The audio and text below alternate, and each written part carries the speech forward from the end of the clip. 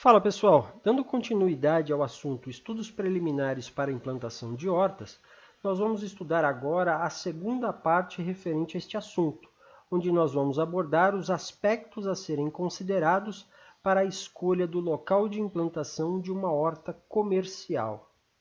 Então vamos lá. Quando se pensa em uma produção comercial, vejam, a escolha do local para a produção das hortaliças deve ser pensada com cuidado. Então, nós devemos levar em consideração alguns pontos que são considerados fundamentais. O primeiro deles, proximidade do mercado consumidor. Então, avaliar gasto com transporte. Hoje, uma das coisas que mais onera a produção de hortaliças é o transporte. Tipos de hortaliças que serão produzidas. O ideal é que a gente produza uma maior quantidade de hortaliças, diversificar a produção. Disponibilidade de mão de obra. Hoje eu consideraria um dos principais gargalos hoje da produção de hortaliças é a disponibilidade de mão de obra. Ela está cada vez mais escassa. A vantagem que o produtor tem hoje, se ele tiver capital, é a possibilidade de investimento em tecnologia para amenizar esse problema. E, de uma certa forma, também ele acaba barateando no médio e longo prazo os seus custos de produção. Aumenta a sua eficiência de produção também. Outro ponto importante são as condições climáticas do local e suas possíveis interferências na produção. É um estudo muito importante aí na parte de fisiologia das culturas. Então, as condições climáticas são fundamentais. Elas são decisivas, por exemplo, na escolha das culturas que serão produzidas. Então, por exemplo, você produzir alface numa condição de temperatura mais elevada, você tem que ter uma experiência do momento certo de colher essa alface para que não haja uma perda de produção, uma perda de qualidade do produto. Você precisa saber escolher direitinho qual a cultivar, qual a variedade que você vai pegar e cultivar naquela determinada localidade, para você tentar ter um produto de melhor qualidade. Isso não é só para alfaces, várias culturas isso acontece, as hortaliças de uma forma geral. Não à toa as empresas de melhoramento investem muito em programas de melhoramento de algumas hortaliças. Não de todas, mas de algumas das consideradas principais, daquelas que chegam com mais frequência ao prato dos consumidores. Outro ponto importante é a disponibilidade de água e qualidade desta para irrigação. Então, vejam, as plantas individualmente, as plantas de hortaliça, elas não consomem grandes volumes de água. Mas por produzir grandes quantidades de plantas por área, acaba que a disponibilidade de água necessita ser elevada. Obviamente que a gente pode ajustar a quantidade a ser produzida de acordo com a disponibilidade de água, qualidade dessa aí que tem ali naquela determinada região de produção. Tipo de solo, o ideal aí 50 a 70% de areia, 30 a 40% de argila, 10 a 20% de matéria orgânica. Obviamente que o solo não é uma coisa decisiva para a produção, a gente consegue produzir hortaliça até em areia, desde que a gente tenha ferramentas adequadas, estrutura adequada para fazer com que o nutriente chegue no sistema radicular dessa planta. Hoje, por exemplo, os sistemas hidropônicos, que é o cultivo em água, você não precisa de solo para produzir hortaliça. Obviamente você precisa investir um pouco mais para tentar produzir hortaliças comercialmente nesses outros sistemas. Outro ponto importante é a declividade do terreno. Então, evitar terrenos totalmente planos ou muito declivosos. Nível de fertilidade do solo, ele é importante, mas não é essencial, já que ele pode ser corrigido com adubos, com fertilizantes. Profundidade do solo também é importante. As hortaliças é o sistema radicular de até 1 metro, mais ou menos. A gente colocaria aí tomate, pimentão, dependendo do ciclo de desenvolvimento, a berinjela. No geral, as hortaliças folhosas aí vai 25, 30 centímetros no máximo. Realizar estudo econômico da área, então tem que tomar cuidado. Às vezes produzir numa área que tem uma especulação imobiliária muito grande, às vezes você pode gastar dinheiro investindo numa infraestrutura que dali 2, 3 anos você vai ter que abandonar. né, por conta da especulação imobiliária, então tem que tomar cuidado. Às vezes é preferível você fazer em uma localidade um pouco mais distante, onde a terra ela é um pouco mais barata, onde você vai aproveitar a sua infraestrutura, né, a estrutura que você implantar, que você construir na propriedade por mais tempo, do que você construir às vezes numa propriedade, numa área que está muito próximo do centro consumidor e que logo vai ter um problema com relação à questão da especulação imobiliária. A área deve ser protegida de ventos, né? Eu acho que na parte 1 eu comentei um pouquinho a respeito das solanáceas, em especial o tomate. Tem muito problema, né, de perda de flores quando os ventos são excessivos. A gente observa isso, né, com bastante frequência em regiões litorâneas. Fortaleza, por exemplo, algumas áreas que a gente produz tomate, a gente vê, né, áreas experimentais da universidade, a gente vê um grande número de abortamento floral por conta do vento. Deve-se evitar, né, terrenos sujeitos a ventos muito fortes. Pode-se avaliar a construção de quebra-ventos. Antigamente o pessoal sugeria o plantio de árvores como quebra-ventos. Hoje em dia isso já não é mais necessário, né? Com o Sombrite a gente consegue construir quebra-ventos muito eficientes. Locais com baixa disponibilidade ou qualidade de água também devem ser evitados. Terras de baixada sujeitas a encharcamento. E locais com alta umidade relativa no ar, principalmente por conta do desenvolvimento de doenças, esses locais devem ser evitados. Tá? Vejam, como agrônomos, muitas vezes, nós somos provocados por pessoas, né, por pessoas interessadas, muitas vezes, na questão da implantação de hortas. Então, às vezes, o que acontece, muitas vezes, é que as pessoas nos procuram, às vezes, com uma imagem de satélite da propriedade, e elas, às vezes, questionam, né, nos perguntam a respeito da possibilidade de implantação de hortas nas suas propriedades.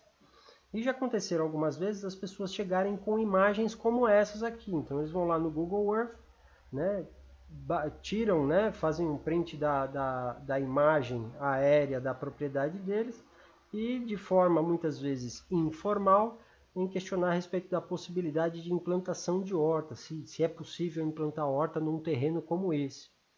Então vejam, uma imagem como essa, ela nos permite verificar algumas coisas que são interessantes numa propriedade.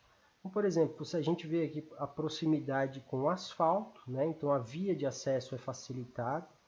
Então, o fato de você não ter que andar longas distâncias em estrada de terra é muito bom, né? Você consegue preservar a qualidade das suas hortaliças, né? Não tem aquele impacto, né, gerado muitas vezes pelas estradas carroçais.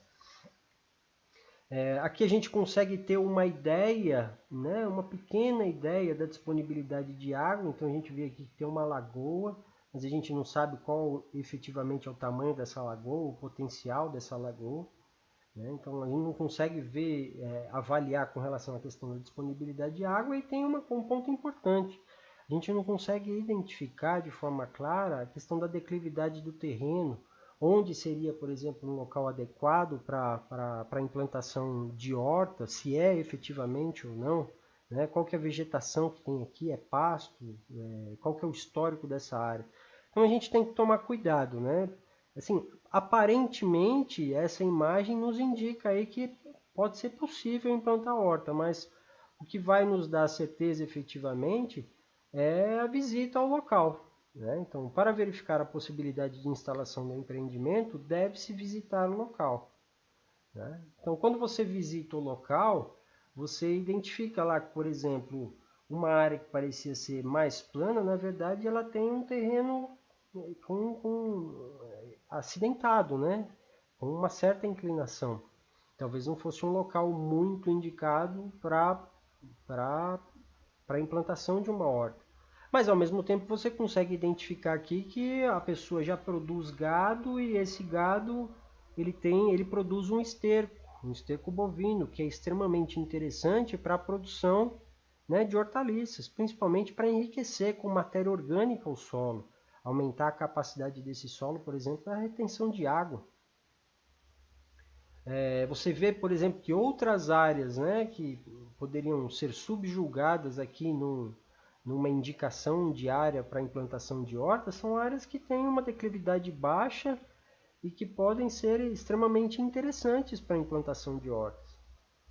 Vejam só, você vê que já existe locais com mata nativa. Nesses locais com mata nativa existem fontes de água, né, que são intermitentes, então você tem água disponível durante todo o ano.